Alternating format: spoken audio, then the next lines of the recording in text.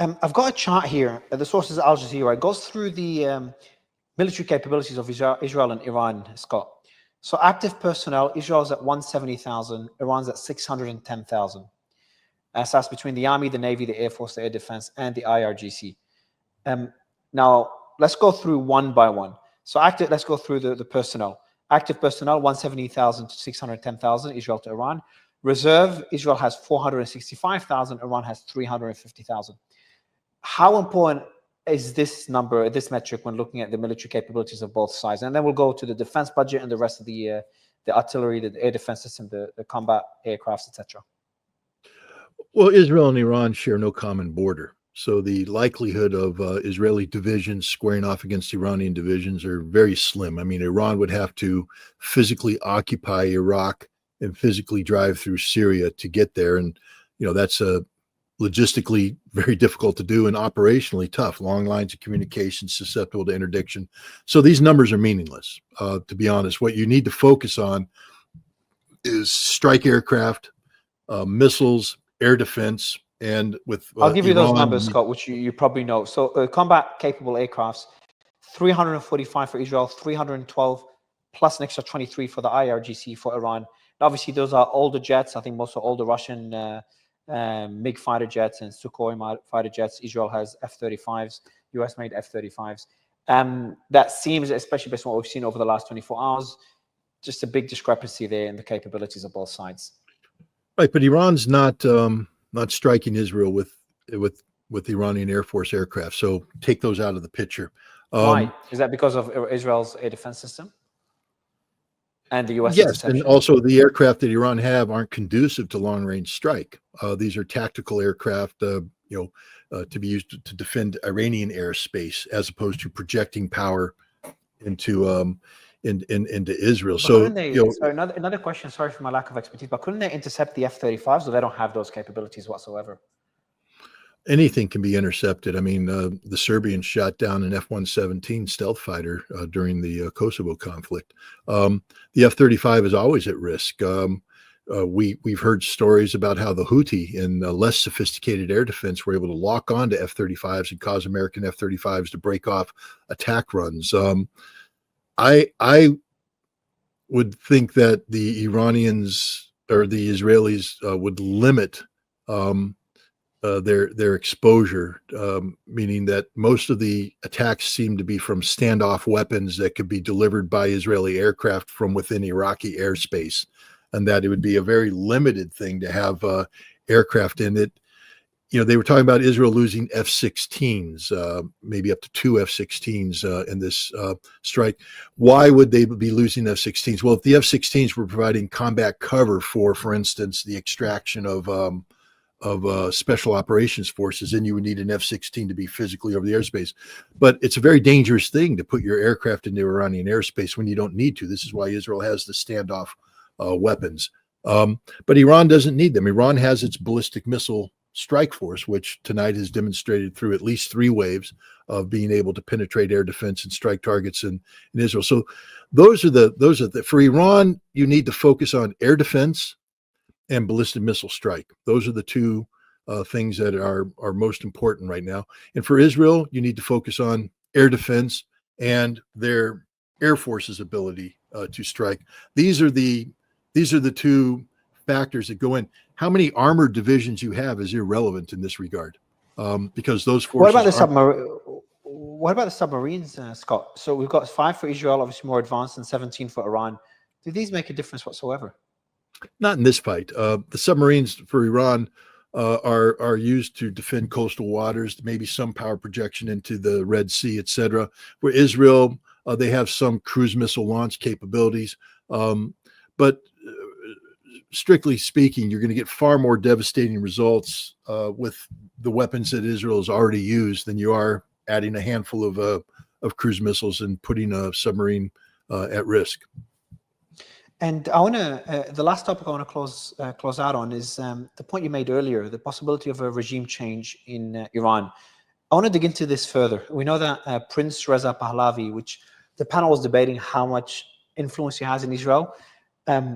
He said, I can't read out, I don't want to read out the whole tweet, but he says, my message to the military, law enforcement, and security forces is clear.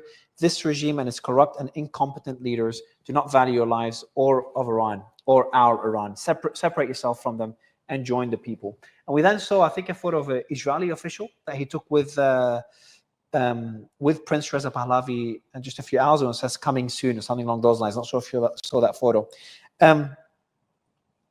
Two questions there. First, what is the likelihood of a regime change with Iran? 3. Number 2 is that Israel's goal or long-term goal with these attacks? And number 3, how big of a role will the prince play in this? Well, let's go back to 2023, the summer of 2023. If you remember, there was that tragic incident of the Kurdish girl who was arrested because of a hijab violation, and she went to an Iranian police center where she died under circumstances that are under dispute. But the bottom line is it triggered massive social unrest in Iran that led to confrontation between a population that was losing faith in the government. This was then exploited by every intelligence service who had a proxy force available. You saw massive uprisings. It became a virtual civil war. I had the opportunity to speak to President Raisi in September about this. And what he said was that this was the greatest threat to Iran that it had ever experienced since the Iran-Iraq war, that the public uprising supported by foreign intelligence service was a very big stress on the Iranian government, the regime, etc.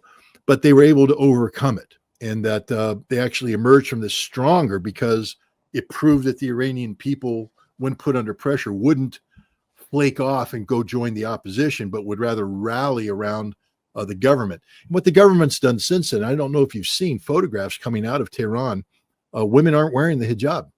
They aren't wearing the head covering. There's women out there who are walking with their hair exposed. So Iran has made the social changes necessary to win the support of the population.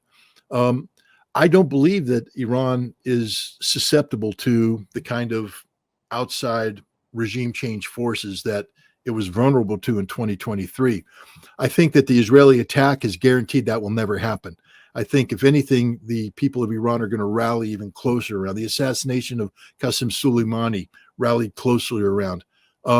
So I don't think that the Iranian regime is vulnerable. I think that there's a gross miscalculation by both Israel and the United States and Europe, who are heavily involved in these regime change activities, about the vulnerability of the Iranian government, the supreme leader. As for the prince, look, he's a paid puppet of Israel. He has support from MI6 and the CIA. But if he stepped foot on the ground in Iran, he would be ripped apart from head to toe. He has no support whatsoever amongst the mainstream. He is a descendant of Reza Shah Pahlavi, a man who ran Savak, a man who tortured Iranians, who suppressed freedom. There is no love in Iran for Reza Shah Pahlavi. Okay. And then the last question for you, Scott, is what do we expect to see over the next 5 and 10 days? Number 1, and number 2, how long do you think this war will continue? Well, I mean, again, it's now a question of sustainment versus escalation. Israel launched some attacks today that in Iran appeared to be able to deflect, meaning that there wasn't a decisive second strike against especially Tehran, etc. Iran's retaliation tonight at least looked impressive visually, as if Israel is defenseless, that Israel has lost the capacity to defend itself. Tomorrow, is Israel going to try and continue to be deflected, and Iran then comes and strikes Israel and leaves it defenseless? Or is Israel going to have to escalate, hit a different target deck, try to expand this conflict? Israel's goal at this point in time, if having failed to achieve the collapse of the regime and the weakening of the regime, is to draw the United States. Before you finish, just came in now. I think you'd want to hear this. Channel 13 just put out unprecedented destruction in the greater Tel Aviv area, the likes which we have never seen before. And then Israel's Katz, the Minister of Defense of Israel, just said Iran has crossed every red line. So this seems like a successful attack by Iran. So it's a tremendously successful attack. So now the question is, what does Israel do? Do they escalate? Now, do they seek to escalate? Israel has to ask its question, how long can Iran sustain these attacks? because Israel cannot defend itself. That's it. It was proven tonight that Israel's defense shield does not work. Israel cannot defend itself. So if Iran is capable of sustaining these attacks, then that's a problem for Israel, which now means they either have to do a negotiated settlement, which they're not going to do at this juncture because they're not defeated yet. They're growing to the realization they can't win, or escalate to try and draw the United States in. And I think that's probably going to be Israel's next step, is to do some sort of escalation that will draw the United States in. So I'm going to keep you a bit longer if you don't mind, Scott. So we're going to just share footage now of the moment the defense ministry got hit. The team's going to share it now. This is the defense ministry. Yeah, the Kiryat. Yeah. Would you have expected that to get hit? I expect to be the first target hit.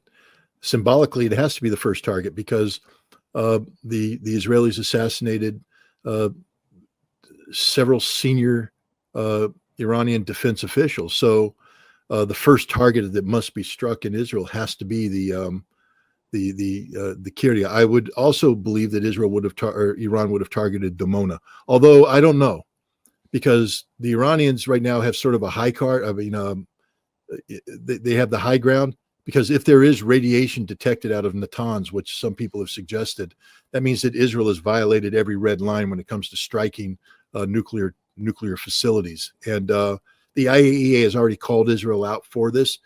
Israel may be losing the world on this one. I mean, you get that first night of ooh ah, oh, drones, oh, special forces. But then the reality of what Israel has done starts to sink home. It's a violation of international law, a violation of every norm and standard that exists in the world. And they attacked a nuclear facility, causing the leakage of radiation. More than, that's bad news. Exactly. They attacked at least 3 nuclear facilities. I know, because initially they only attacked one, the main one, the Natanz nuclear facility. Right. Then now we have reports that they've attacked 2 others, Fordo and Isfahan, and I'm not sure if they attacked Bushehr or not. I've got conflicting reports. No, they haven't attacked the reactor at Bushehr. Firdos is underground, so they're just not going to do any penetration there. They would be attacking external structures. They don't think Isfahan, they can, but they can't penetrate it underground? No, not even close. The only thing that gave Firdos is a nuclear bomb. That's it. And so the other one, Isfahan, is the yellow cake production, where they make uranium hexafluoride and things of that nature. That's above the ground. That's a chemical process. You destroy you destroy production capacity, but that's easily replicated. So striking Isfahan, it's a shame though. Isfahan's a beautiful city, so I hope they didn't destroy any of the cultural aspects of it. But look, Israel crossed red lines. I mean, they can't talk about Iran crossing red lines. Israel has crossed red lines. And if this thing continues to escalate, who knows where it's going to go? This is a very dangerous situation. Very dangerous situation. One more question, and I'll ask you the wrap-up question, Scott. The other question I had was a bit surprising. So first, Iran seems to have been caught off guard. How could they be caught this off guard? Is it Trump tricking them by saying, hey, they had the leaks of him telling Israel not to attack, if you remember these leaks, that seemed to be intended to mislead Iran, allegedly, or either Trump was not informed. So there's like two points to be made there, 2 perspectives. And then the other one is, I think there was a meeting that was mentioned between Netanyahu and the Trump administration, or some Israeli officials and the Trump administration. Again, these seem to have been intentionally to mislead Iran. So Iran was caught off guard. Would you agree with that? Is that why the attack was so successful? And the second question is, like, why initially Iran, as it was attacked, only had 100 drones that were all intercepted? That was their initial attack. Is that normal for them to be that limited in their initial response? Well, I believe Iran was totally caught off guard, and I believe that a big part of it played into trusting the United States to be serious about negotiations. What we didn't see behind the scenes were the various proposals that were being exchanged. They were talking about some amazing things about letting U.S. inspectors on the ground in Iran to be part of this, talking about a multinational fuel bank that would absorb excess production capacity. These are unprecedented concessions made by Iran, and Iran, of course, has to consider. So it's a deflection when you say, okay, we're going to consider this, consider that. That means that the Iranian government, preparing for Sunday, is bringing its people in to talk about how do we further this inclusion of American inspectors? How do we talk about this fuel bank? What are the technical aspects involved? That's their priority of thought. And as a result, the military, which was probably on a heightened state of alert, calmed down and said, okay, we'll go back to heightened alert on Sunday. So they went into a pause cycle. And that's when the Israelis struck, when Iran was at its weakest. About the drones, look, Israel, I believe, hit Iran very hard. I think they took out, Iran had a standby retaliation capability of a certain number of their ballistic missiles were deployed in the field. I believe Israel took those all out. Wow.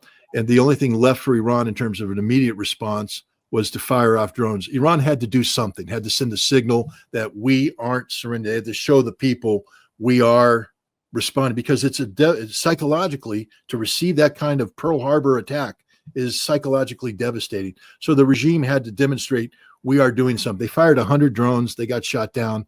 Drones are a dime a dozen. It's not the end of the world. But Iran had to, they needed time to recoup, to figure out what assets we have to establish communications with their different missile bases, get an inventory of status, what they're able to do. And then they have to think in terms of a campaign. Okay, how many missiles are we going to launch the first night? How are we going to launch the second night? And so on and so forth. So I think that's why they launched the 100 drones, just as a symbolic act of resistance, until which time they could reconstitute a strike, a retaliation capability.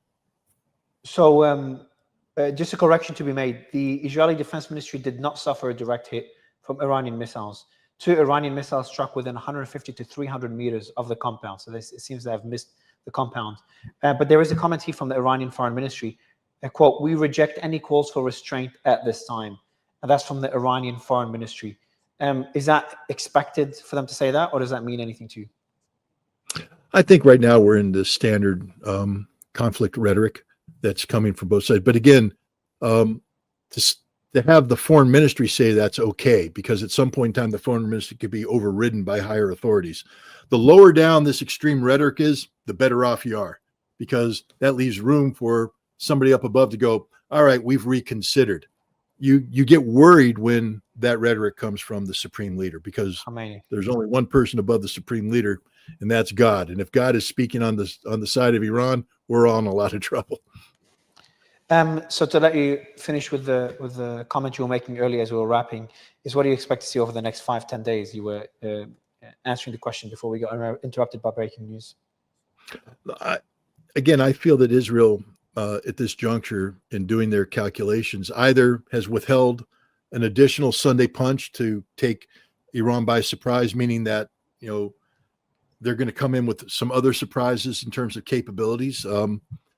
If they can't do that, then you're looking at escalation in terms of striking Iranian oil infrastructure, et cetera. But if Israel doesn't have any more solutions to this, operational solutions, then the only thing they have to do is bring in the United States.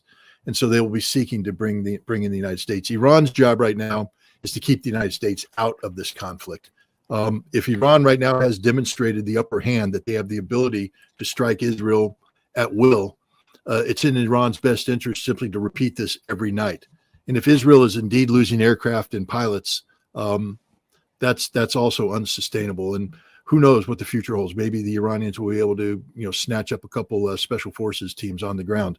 We'll see. This war isn't over. Both sides now are talking about no red lines going forward. So tomorrow will be a very interesting day.